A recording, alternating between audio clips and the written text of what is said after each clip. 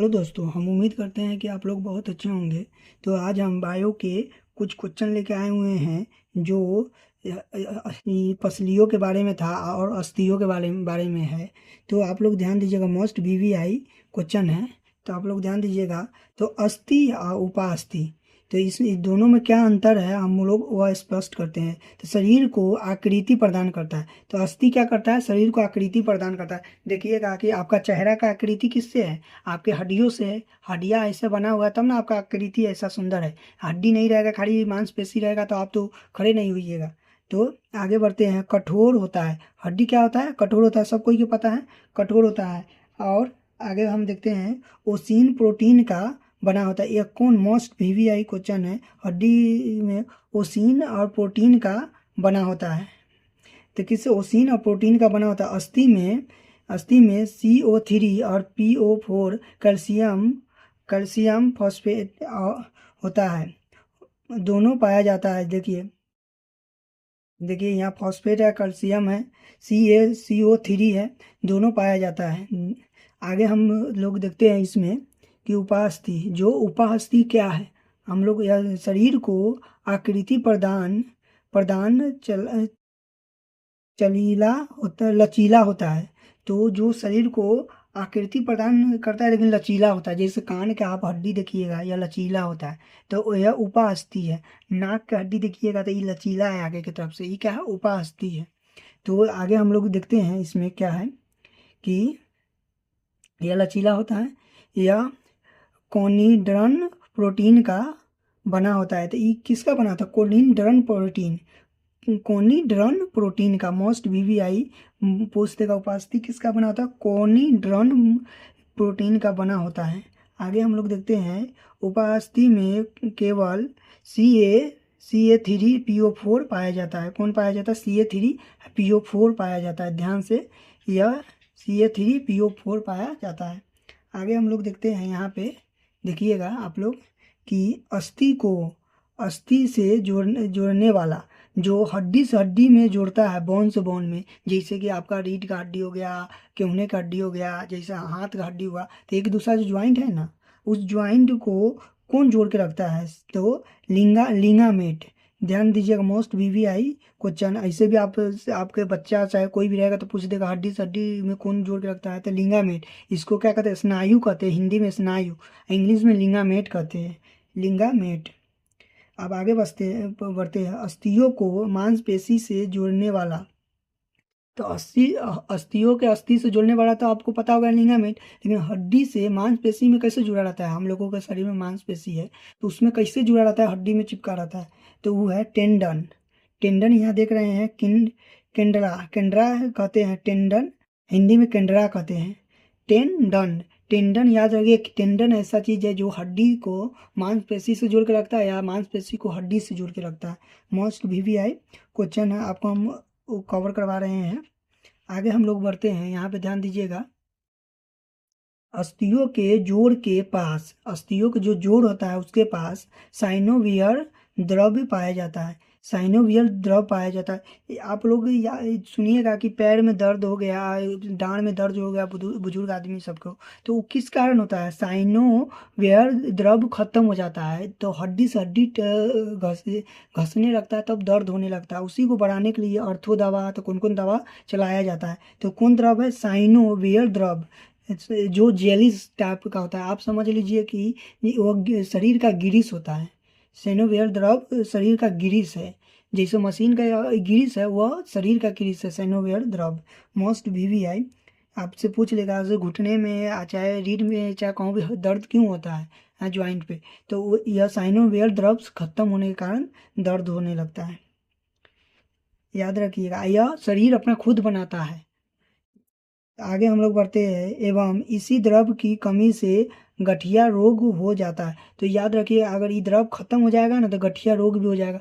देखिएगा किसी का पैर मुड़ा का मुड़ा रह जाता है, चाहे कि दो से निकल जाता है, तो गठिया रोग किसके कमी से होता है, साइनोवियर द्रव्य से होता है। आगे हम लोग बढ़ते हैं, ध्यान दीजिएगा कि मांसपेशियों में लैक्टिक अम्ल के जमा होने से थकान महसूस होता है। एक बात याद रखिएगा, लैक्टिक अम्ल एक ऐसा अम्ल है जो जमा होगा ना तो आपको थकान महसूस होगा, चाहे हाथ पैर में जो ऐंठन होगा ना, एकदम देखते हुए कि हाँ रात में हाथ पैर पूरा दर्द करने लगता, बुझाता है जैसे कि ऐंठ के तोड़ के बिक दिया है। तो किसके जमा होने से होता है? तो लैक्टिक अम्ल सडनली जमा हो जाएगा, चाहे जमा हो जाता है ना, उस वजह से आपको बहुत दर्द होने लगेगा है। तो मांसपेशी में दर्द क्यों होता है? तो लैक्टिक अम्ल के कारण। मोस्ट वीवीआई क्वेश्चन, लैक्टिक अम्ल के कारण। आगे हम लोग बढ़ते हैं। यहाँ देखिएगा, यहाँ देखिएगा नाम उत्सर्जन तंत्र दिया हुआ है। तो इसका कुछ हम क्वेश्चन करते हैं।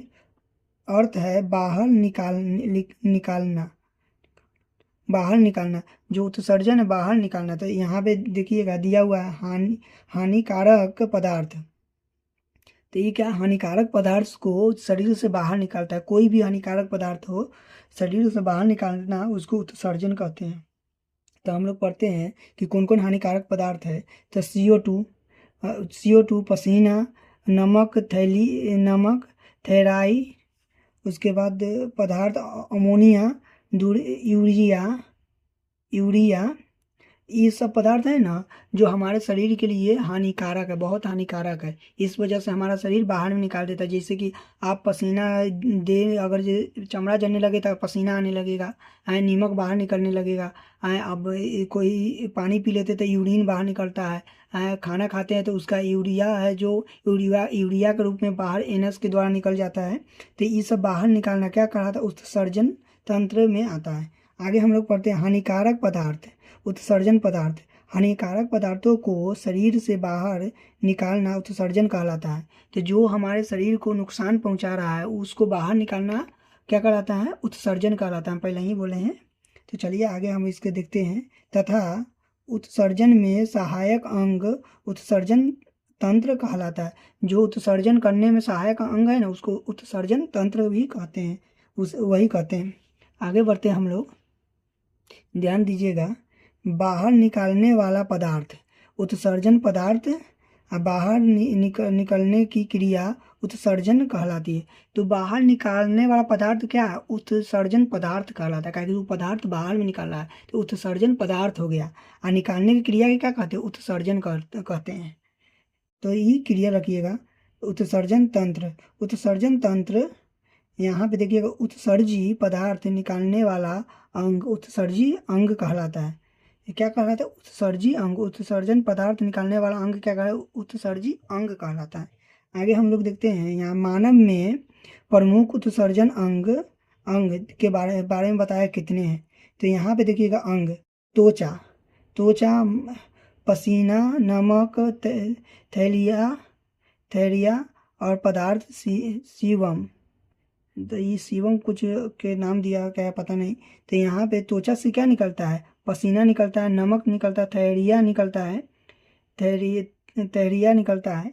और यहाँ पे फेफड़ा से क्या निकलता है, आपको पता होना चाहिए। फेफड़ा से CO2 निकलता है। और अनेकों गैस जो सांस के द्वारा लेते हैं वह भी निकलता है फेफड़ा से। तो ध्यान से, यकृत से, यहाँ पे सबको मोस्ट VVI ई टॉपिक है। यकृत से क्या निकलता है, तो यकृत से अमोनिया यूरिया निकलता है। क्या निकलता है, अमोनिया यूरिया। याद रखिएगा, यकृत से निकलने वाला जो हानिकारक पदार्थ है अमोनिया है, यूरिया है। यही ना कहते यकृत फट जाता है तो यूरिया देह में फैल जाता है, अमोनिया देह में फैल जाता है तो जल्दी इंसान मर जाता है। तो शरीर से क्या, यकृत से क्या निकलता है, अमोनिया यूरिया। यहाँ पे देखिएगा बड़ी आंत के देखिए, बड़ी आंत से अपचा भोजन मल के रूप में। तो जो अपचा भोजन है ना, जो आप लोग जैसे खाना खाते हैं, कुछ ऐसा खा लेते हैं जो नहीं पचता है, तो तुरंत आपको लैट्रिन लगेगा, पेट झड़ेगा है और मल के रूप में निकल जाएगा। तो वो कौन निकालता है, तो बड़ी आंत निकालता है। बड़ी आंत समझ जाता है कि शरीर के लिए हानिकारक है, नहीं पचा मतलब हानिकारक है, तो वो बाहर में निकाल देता है। आगे बढ़िएगा, ब्रीक को ही किडनी कहते हैं, मोस्ट VVI। तो यहाँ पे सबसे प्रमुख उत्सर्जी अंग है, कौन है, सबसे प्रमुख कौन उत्सर्जी अंग है, तो ब्रीक है, किडनी है। तो इसका यूरिया को बाहर निकालने वाला, तो किडनी क्या करता है, यूरिया को बाहर निकालता है। ध्यान दीजिएगा, किडनी यूरिया को बाहर निकालता है। आगे देखिए, जीवधारी उत्सर्जी पदार्थ। तो ये जीवधारी वाला पॉइंट को हम दूसरे चैप्टर में पार्ट में कवर करेंगे।